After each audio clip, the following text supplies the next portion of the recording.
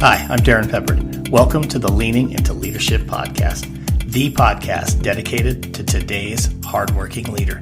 Join me every Sunday for leadership insight, inspiration, and a little pep talk to keep you rolling down your road to awesome. Hey everybody, welcome into the Leaning into Leadership podcast. It's February. Can you believe it?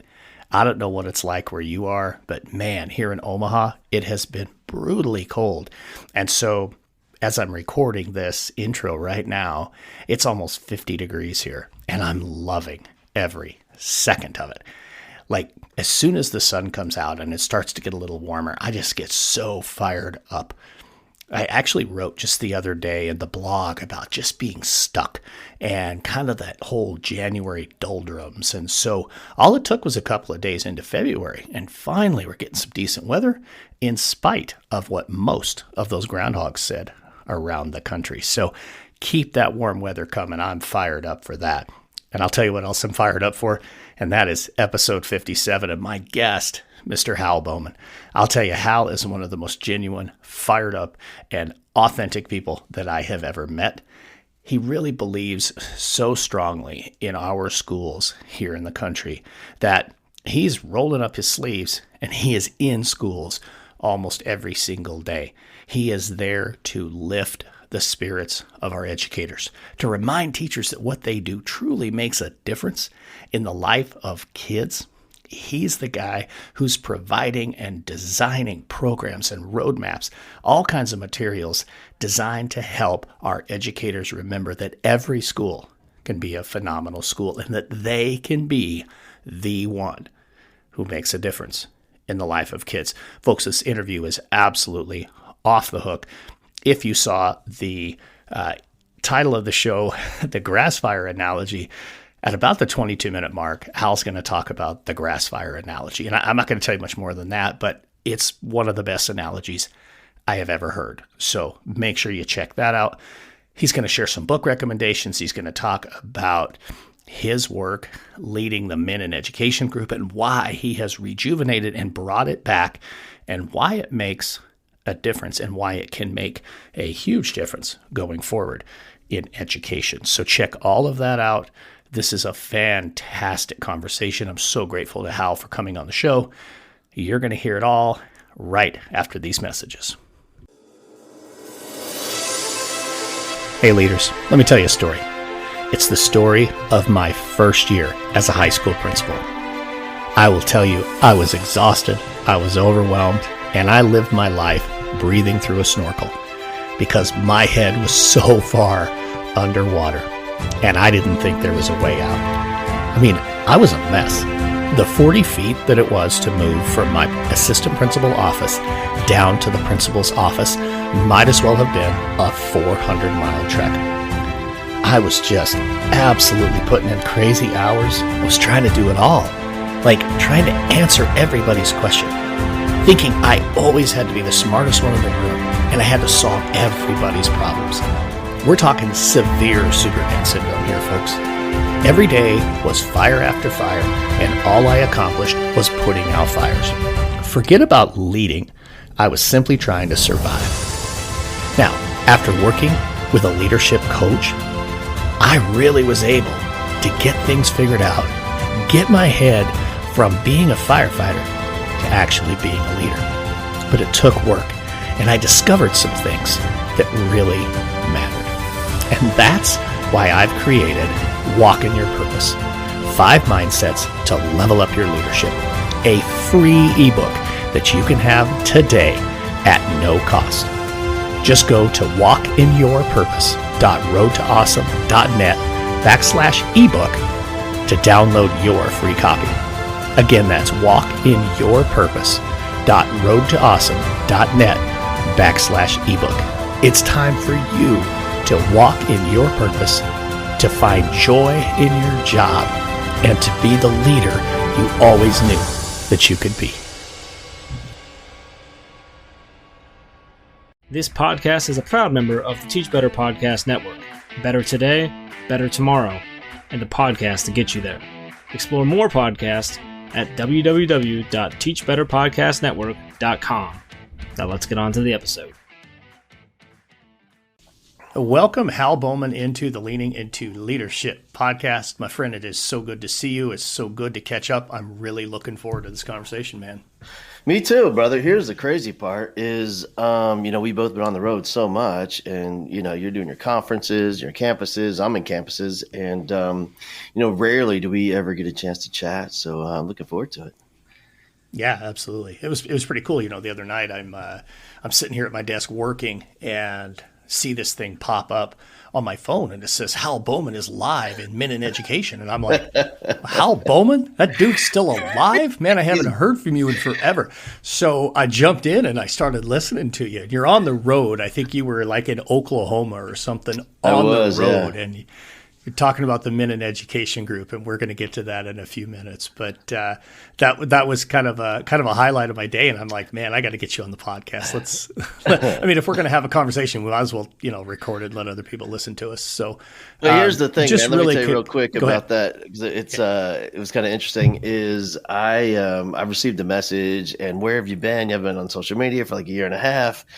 And, I was a teacher, and I just, I said, maybe I'm old and crotchety, and I just get angry as I try not to look at it all that much.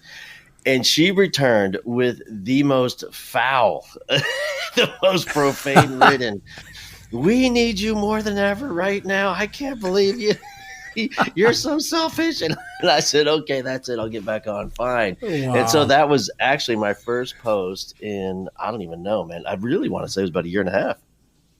Man, that's just crazy. It really is. And kudos to her. I mean, whoever she was for, not necessarily kudos for throwing the profane tirade at you, but if that's what it took to get you back, man. Yeah, exactly. We're all about results, and sometimes that's what it takes. That's right. Sometimes you just got to do what it takes. So just real quick, man, and then we're going to dive in and just have some fun with the conversation. Just let my listeners know a little bit about who Hal Bowman is. Yeah, brother, I have been in the education game since, before college, really. When you think back about it, I was a band guy, and I was a drummer. And so I was, clinicking and teaching drum lines all over the Houston area and Texas. I went to college to study education, wanted to do that band director thing. And even all through college, I was teaching every day. I was in somebody's band hall doing private lessons or doing sectionals or small ensembles. And then at the end of college, I went and did the band director thing like I wanted to. And then, I moved my way up really fast because I happened, I was good at it just because I was passionate about it. And then, one day I was standing in the band hall, and I started realizing, in this unbelievable state awarded program, every year, we seem to have about 45 seniors, about, 70 juniors, maybe 95 sophomores, 100 and whatever freshmen every year. And I realized, man, we're just burning these kids out. And it's not really about the music. It was really about the competition. And then I started looking at the demographics of our kids. And, we just have kids that can afford private lessons and can afford to buy a alto tenor saxophone or whatever it is, And so then I decided, I want to teach some regular kids. I went and got certified in other subject areas and language arts and English and biology and sciences, and moved into the classroom and started teaching in K through 12 at some point. And then I ended up doing some mentoring programs and some leadership stuff for kids. And one of the classes I had was a class that it was called teen leadership, but it wasn't the traditional teen leadership back in the day. We affectionately called it halfway house, because what it was all the kids that got sent to alternative school and they earned their points to come back to their campus, they give them to me.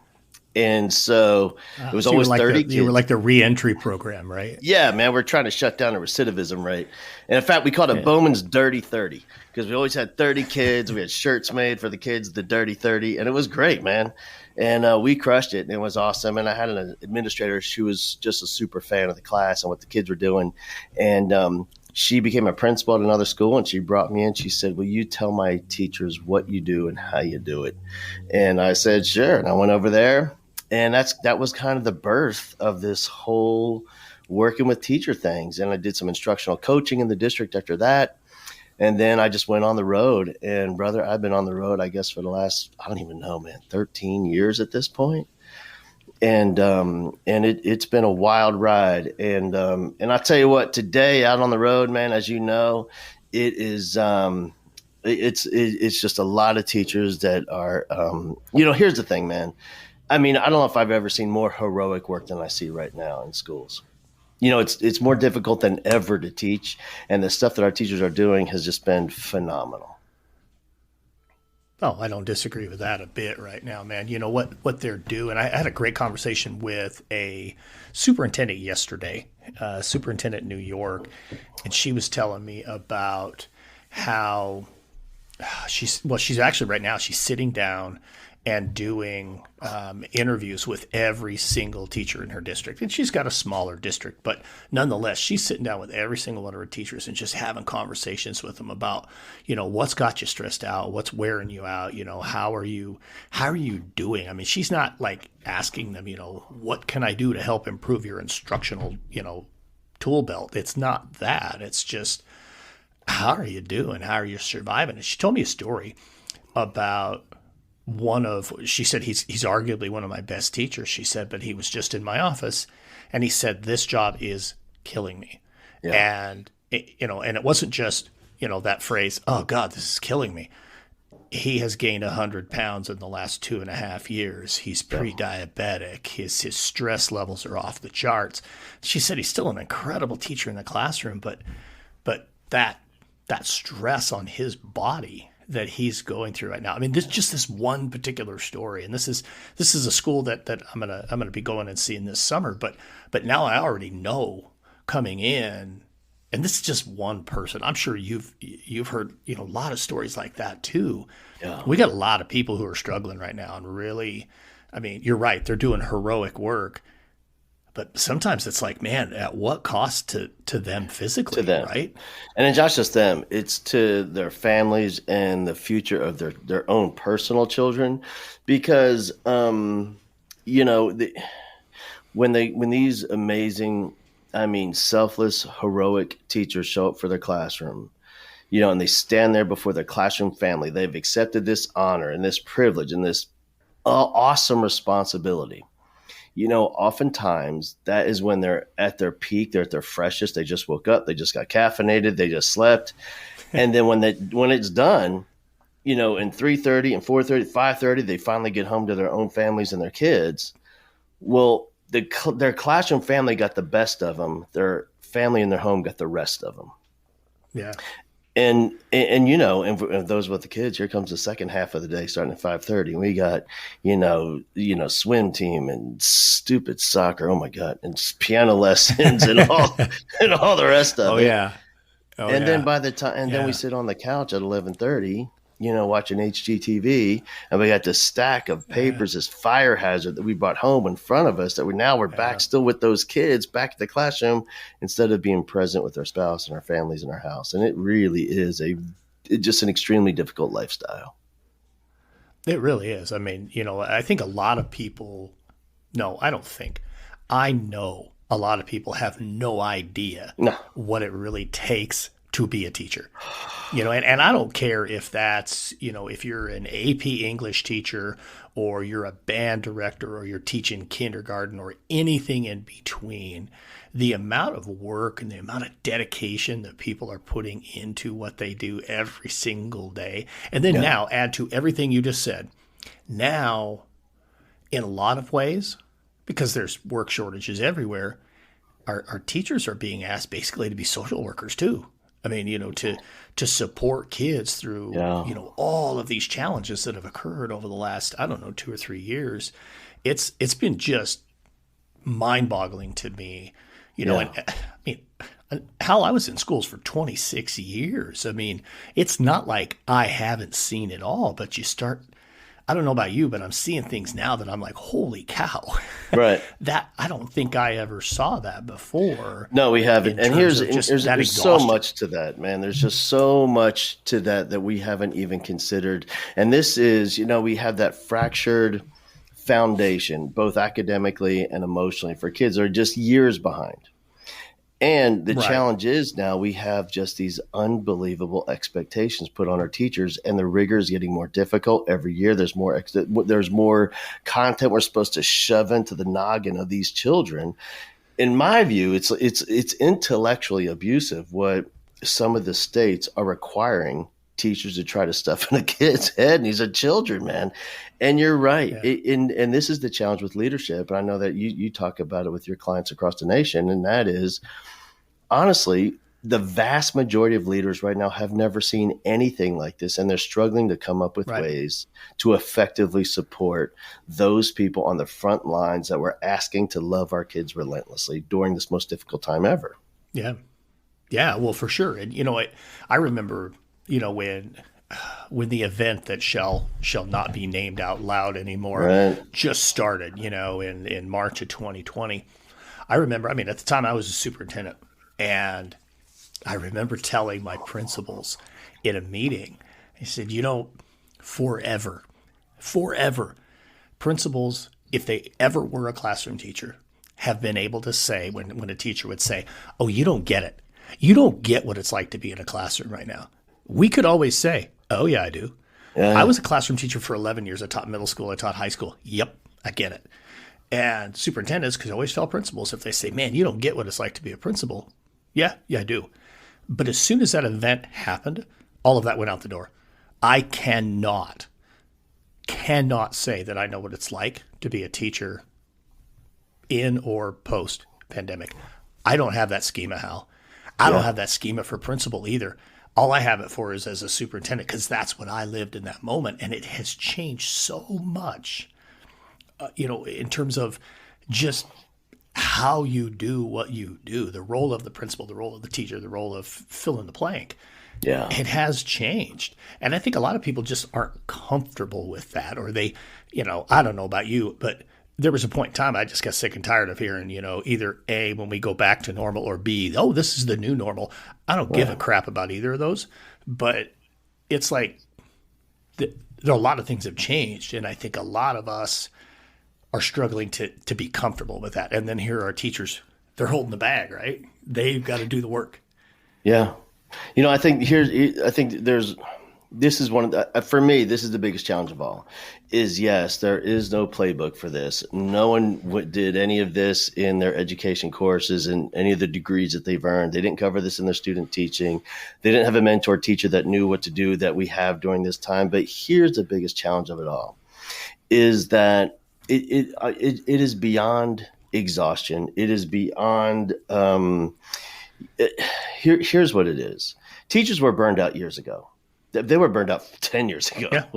But what has happened is because what's happened over the last few years is we get teachers' hopes built up, but we're coming back, no mask. And then we get, right. we're coming back, but mask, but not so much. And then we get, and what happens is that we build their hopes up over time, and you know what they cannot do? They can't get their hopes up as much as they got them up before, and they've been crushed. And they get them up a little bit more, and they get crushed. And we bring them back, and they get hopeful again, they get crushed.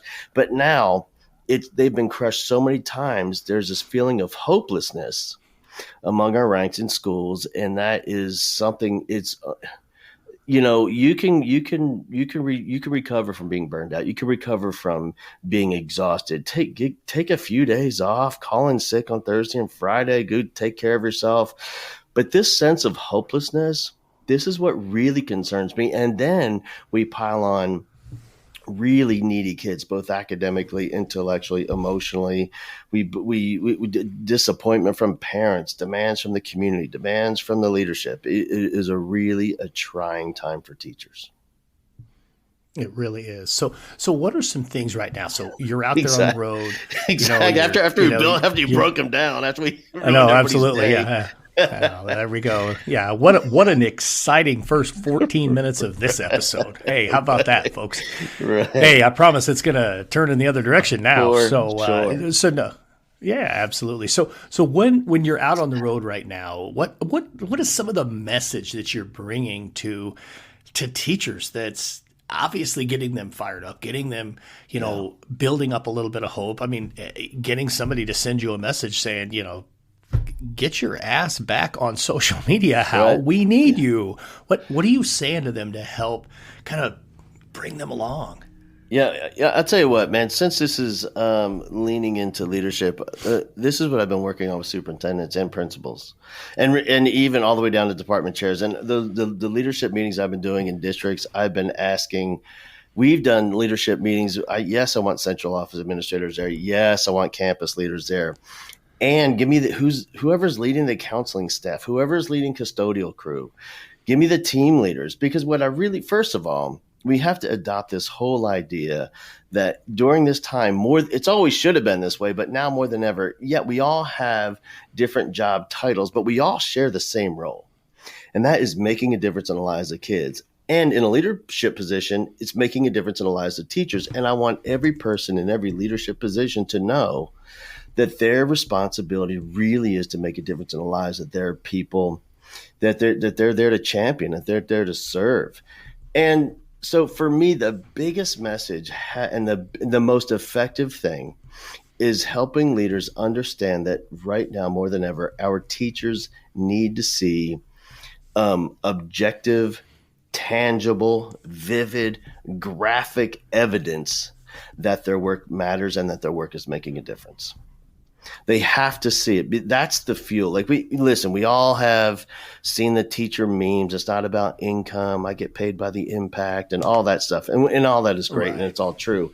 However, now in this day and age of teaching, they have to see that evidence, because we forget how numb teachers are to the magic because they do it every day and they get numb to it. And this isn't a bad thing. This is an amazing. When you change that many lives, you get numb to it. That's an awesome thing. But we have to get back to seeing the evidence. And here's an example I always use.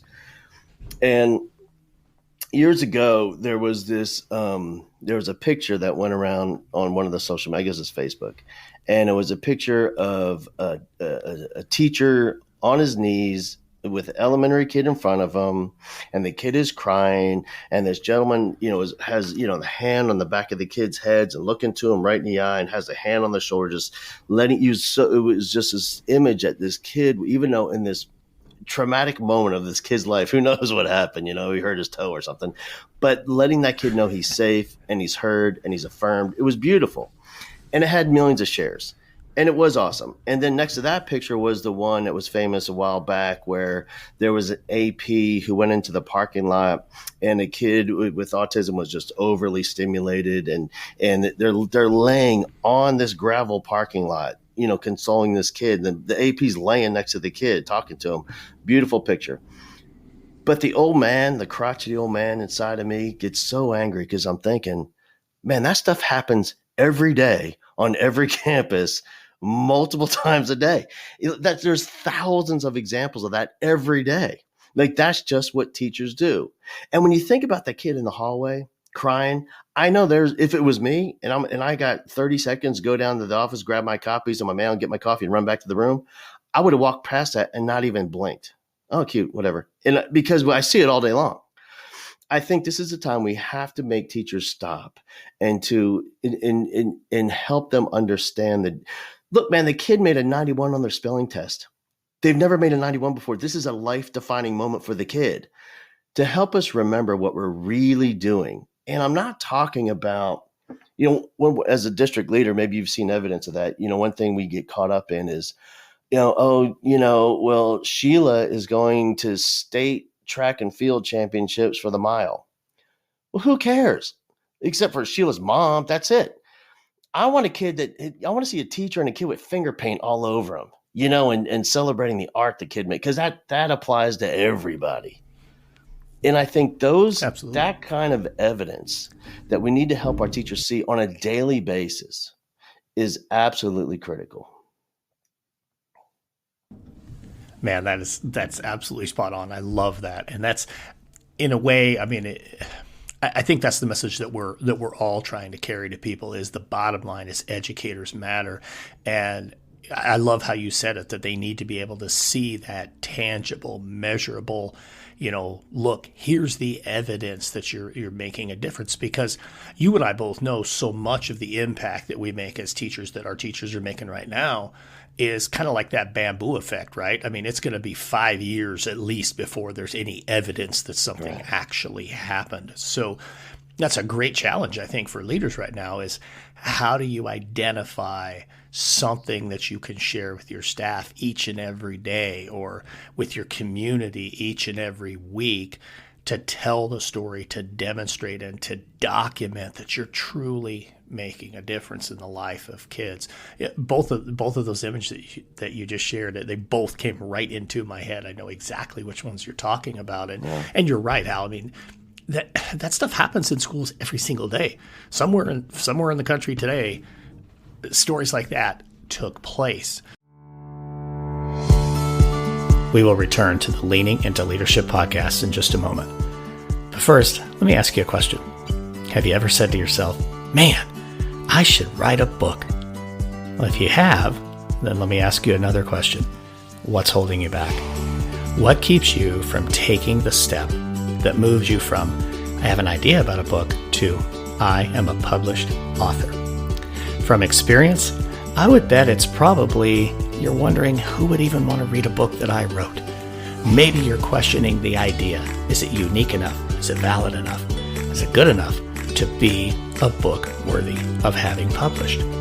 Hey, as a best-selling author myself, I can tell you most writers have had the exact same feelings at some point in time during their writing journey. Here at Road to Awesome, we believe in cultivating leaders by elevating voices and promoting positivity. And a part of that work is publishing books for educators by educators. Go to roadtoawesome.net and hit the Contact Us button to set up a free, no-obligation conversation about your book idea. Hey, educators, we've all had incredible experiences. We all have amazing stories, and every one of them deserves to be told. Go to roadtoawesome.net, hit the Contact Us button. Let's have that conversation about your book idea. And now, back to the Leaning into Leadership podcast.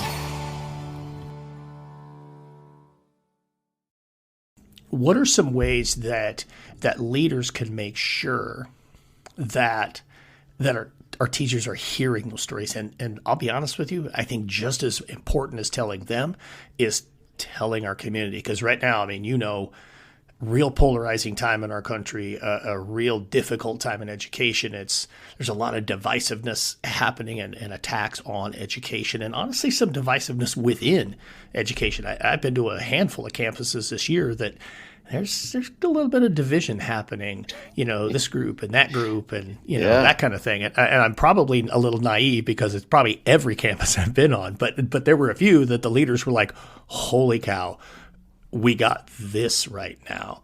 So what are some things, I think my original question here was, what are some things you're telling leaders? Here's how you got to get out there and get that happening.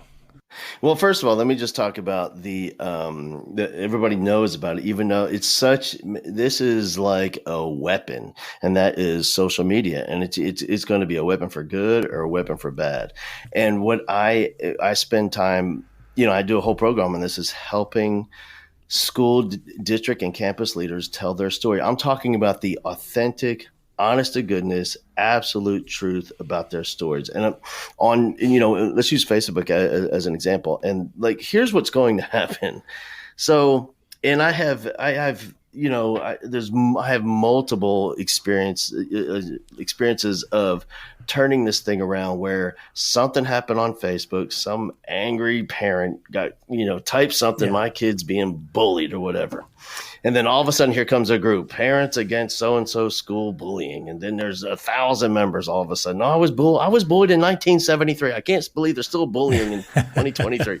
Oh my God, what? Yeah. And so, but here's where I look at it is you have to look at it like this. If they don't know what's going on in your school, I always, for me, the metaphor is a grass fire. And that is just raw, dry kindling out there. And one spark is going to light that field on fire. Or you can flood that field with the truth about what's happening in your school. And I mean, I am talking an absolute people think I'm talking about exaggerate. I'm not talking about exaggerate. Like, we have to get really good there's these mountaintop magical moments, these euphoric moments are happening for kids in classrooms every day, but we have to look for them. And once you get your mind set to see them, they're everywhere. And to get our teachers to talk about that. And it does a few things, but here's my favorite thing it does. Just like when we set expectations for a kid will rise to meet those expectations. Well, when we are telling the true story about this awesome stuff that's happening in our classrooms, in our school, campus wide, what it does, it sets the expectation for us in the community, and the school is going to rise even higher to meet the expectations that are rising each every time. So it's this cyclical effect that is not just building culture from the outside in, but also building culture from the inside out. Well, it has everything to do. You're 100% spot on right there. I love everything you just said. It's all about, number one, what are you looking for? If you're looking for the bad things, you'll find them. If you're looking for the good things, you'll find them. It's all about having the right mindset for that. And then two, it's about how you talk about it. I have a good friend who at this point now in his career, he's a district level leader, but he used to be a high school principal in Virginia. And he just started referring to his school as the world's greatest high school. Period. I mean, that was it, Yeah. Hey, welcome to welcome to our high school. It's the world's greatest high school. And for a while, people would be like, why are you saying that? And he's like, because we're the world's greatest high school. They're like, well, how can you prove that? And he said, how can you prove that I'm not? We are the world's greatest high school. North Stafford High School, world's greatest high school. Well, before you knew it, people just started. That's just what they called it. They didn't even call it North Stafford anymore. Hey, he's over there at the world's greatest, or, hey, I'm going to go run over to the world's greatest. All of a sudden, the whole community just started saying, hey, it's the world's greatest high school, because he just manifested that, I mean, is there some metric or some competition or a trophy that says he has the world's greatest high school? No, but it had everything to do with just how he approached it. Yeah, man. Perception is reality. 100%. I love your grass fire analogy. That, there's so many different ways to think about that. I mean, you talk about the one parent who goes, to me, that's the keyboard warrior and that kind of thing. But the grass fire, you're right. It just takes that one little spark. But I think, isn't the same thing true for building that positive energy and that positive culture in a school? I mean, the grass fire could be the negative, but it could also be the positive, right? Yeah, for sure. And, and to come back to that, where providing the evidence for teachers, there's a couple of things I want to, another great example of that is there's this program I take on the campus. This is what I've been busy with the whole semester is called Culture Shock. And it's all about revolutionizing campus culture in a single day. And it's an amazing thing. I work with campus leaders. I work with the kids. I work with student leaders. Anyway, the whole day culminates where we put all the teachers, faculty into the auditorium with the student leaders I worked with. And what happens during that session is two things. One, teachers talk about why they teach, the real reason. And it'll be the first time kids have ever heard their math teacher not say a word about math. It'll be the first time their English teacher didn't say anything about reading or literature. But what also happens in that session is kids will stand up, they will call out a teacher directly, personally, and talk about the difference that's happening in their life at that moment because of the work that teachers are doing in the classroom. Now, listen, man, we've all had that experience where, you see some kid in the Walmart and like, Mr. Peppard, hey, and it's like 20 years later, dude, your class was, thanks, man, which is awesome. But I'm telling you, it's a whole nother level when a kid in real time talks about what's happening right now in their life. And what it enables me to do as I facilitate these conversations is I'm able to honestly, with complete integrity, look at that teacher in the eye and say, hey, listen, I know you're exhausted. I know some days you sit in your car wondering if the day even mattered before you leave the parking lot. You've lost the right to do that. That kid just told you it's working. That's just one kid. And what I always suggest to campus leaders, especially in every time you get your teachers together in the after school meeting on Wednesdays in the library, there ought to be a few kids in there talking about the difference being made in life by teachers. Like that should be a warm up in their English class, for 7 minutes of class, write a letter to a teacher and pick a couple and have the kid come read it and talk about it in front of the faculty. And kids will do it. Like once one kid goes, they get addicted to it. They all want to go, man. And, absolutely. Let me give you one other thing that I have found in the schools that are thriving. And listen, these principals they're a little bit leery to talk about it because it's so good right now. And they don't want to feel, they don't want to feel like they're bragging. You know what I mean? Yeah. Like when people talk about the teacher shortage, I'm thinking, because I know I work with these campuses, and I'm thinking that it's not a shortage everywhere because people are lined up to teach at these campuses. But if there's a couple of things that I always come back to that they all share, and one we talked about, that we all have different job titles, but we share the same role, change a kid's life. But the other one that they're so good at is those campuses that are thriving right now across the board, man, they have absolute clarity in what they want to accomplish together as a school family. Like you can ask any teacher, the custodian, school secretary, but by the way, and they're all teachers, like the school secretary knows the same 4 girls come to her every lunch every day because she's their teacher and this is her classroom. And they have such clarity campus-wide in what they're doing together as a school family. And I always tell people, like, that's the secret ingredient to motivation, to inspiration, to feeling fueled for the day. If you think back to anything where you felt completely inspired and motivated by, like you're staying up late, waking up early, and you're sleeping only 5 or 6 hours, but you felt amazing anyway. What it was, you had absolute clarity on what you're going to do next to accomplish that goal. You knew what you wanted to accomplish, how you're going to accomplish it, why you want to accomplish it, and what exactly you're going to do. And it's those campuses where everybody is on board and they have absolute clarity for all those questions that are thriving right now. And I love that so much. To me, I mean, you're taking words right like out of my head and saying, I love it, I love it, I love it, I love it, I love it. To me, the very best leaders are the ones who have incredible clarity and they're intentional about that. And not just them, but they get everybody else right there. That is so, so powerful. Let's shift gears just a little bit, Hal. Yeah. We opened up with, or I opened up rather, with saying that, you popped up on my phone, you were live in the Men in Education group. And I know that, I mean, you're the creator of this group.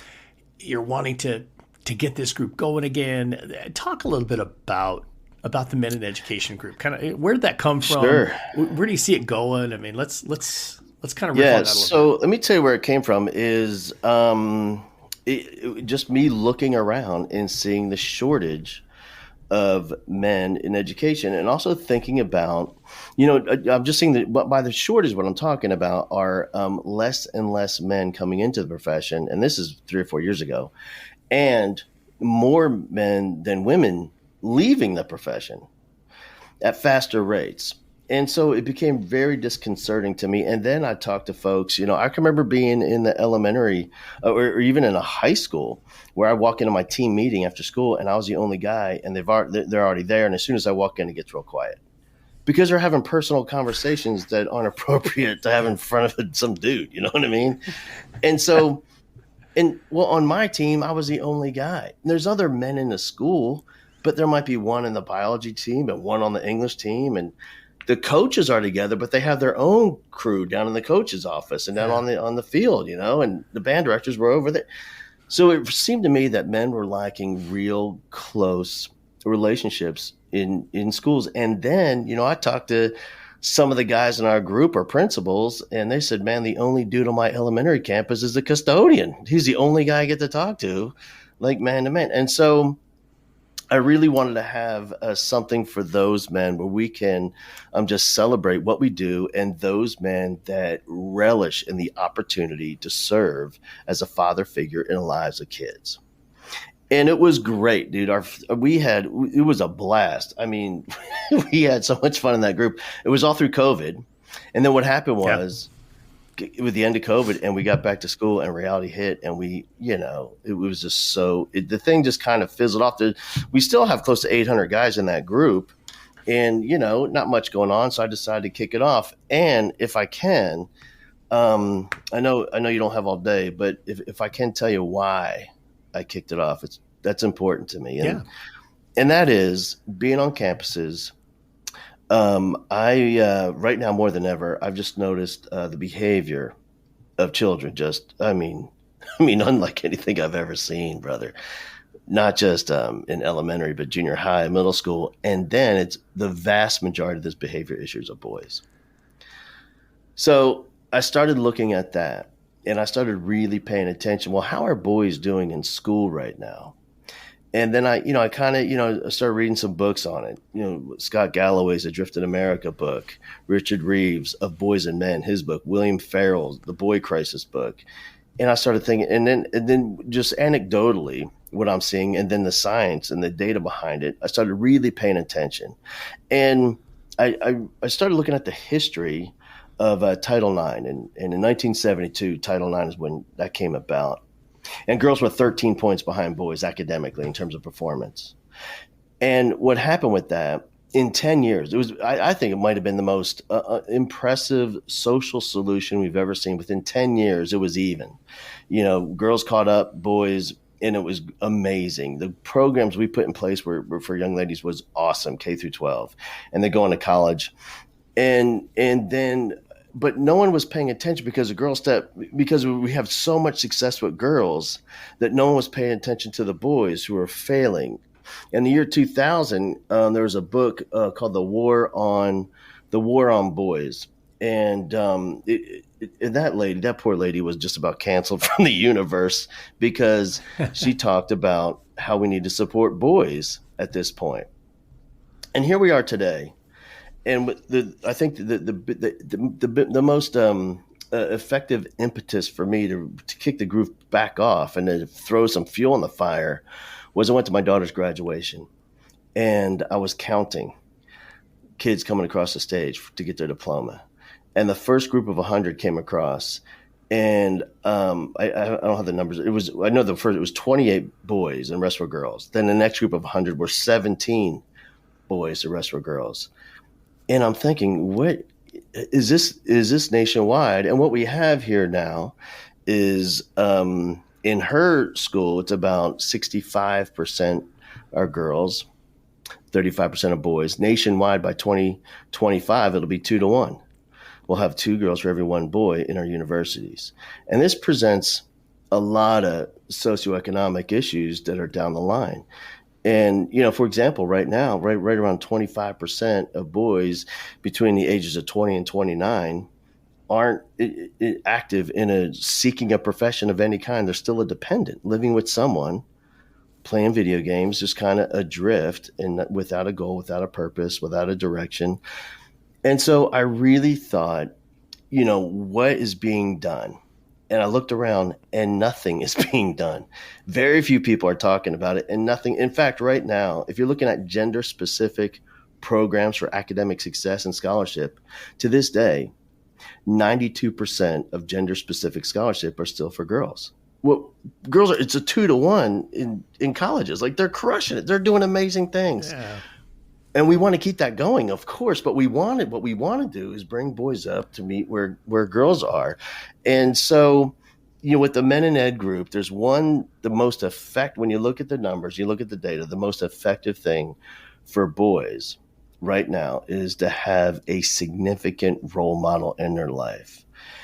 It almost doesn't matter. I mean, if it's a male role model, it's a little bit more effective, but not much. But since we have men in our group, I thought, this is a time where I'm asking all the members of our group to really take a look at the boys around them and to see who's struggling and to really serve as that influential, virtuous man of character for those kids. It's really powerful stuff. I mean, I think, without you bringing those numbers forward, I don't know that I would be quite as aware of how the scales are beginning to tip or have already tipped, I guess, away from having our boys as involved and as successful as we want to see them be. And I appreciate how you've put that it isn't about, bringing the girls back down. It's about bringing the boys up to that. Let's keep level. doing what we're doing for sure. Yeah, absolutely. But we got to pour that effort. We got to pour that work into lifting up our young men without question.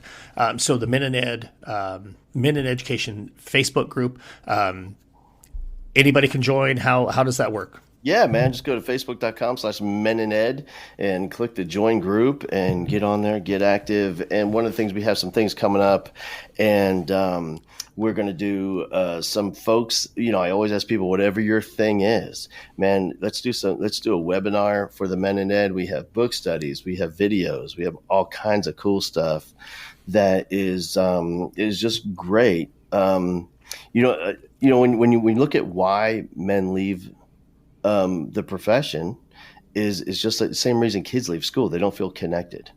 They and that's why, they feel alone. They don't feel like they're a part of a close-knit team. And so this Facebook group gives them an opportunity to do just that. Love it. Absolutely love it. Hal, thank you for everything today. Now that takes us to the final question. The final question I ask everybody here on the podcast, and that is, title of the show is Leaning into Leadership. So outside of everything you've already talked about, Hal, what's something you're doing right now to lean into leadership? Here's where I'm at is specifically with what I see is this growing crisis that we have, boys, in terms of leaning into leadership is, for me, taking the bull by the horns and talking to our school leaders and just bringing it to their attention. I know this is it's a tricky topic to talk about, but if they don't know that it's happening, just like even with the Men in Ed, when I bring this topic up, people are like, what? And then they start thinking, you know what? I think he's right. And they go look at the numbers and, oh my gosh, he ain't lying. And so I think right now is with educators who are influential and compassionate and full of empathy, if they just know what's happening with our boys, I think that alone is going to fix a lot of the problems. So my right now, in terms of leadership, is awareness. I think that's the first step to getting anything done. Awesome stuff, man, without question. So my listeners want to get in touch with you. How do they find you? How do they connect with you? How do they reach out and say, hey, Hal, I want to help out? Yeah, man, it's halbowman.com, HALBOWMAN, at Hal Bowman on social media. I'm going to try to get back in there so people don't cuss at me anymore. Usually when you're on social media, you get cussed out. Now, since I haven't been on, I got cussed at. So I'm going to see if I can get back so you can't. And so I get back in there. So might as well get involved. Yeah. Right. And then Hal at halbowman.com is the email address. Absolutely outstanding, man. I will have all of that stuff linked in the show notes for everybody to check out and get in touch with you. Hal, thank you so much, my friend, for joining me here on Leaning into Leadership. This was an awesome conversation. I appreciate you, brother. Thank you for the work that you've been doing. Man, how good was that conversation? I'm telling you what, there's so many things, honestly, that jump out, but I want to go right at one thing, and that was Hal talked about the schools that are truly thriving, the ones that are really making an impact, and that there's two things that they seem to have in common, all of them.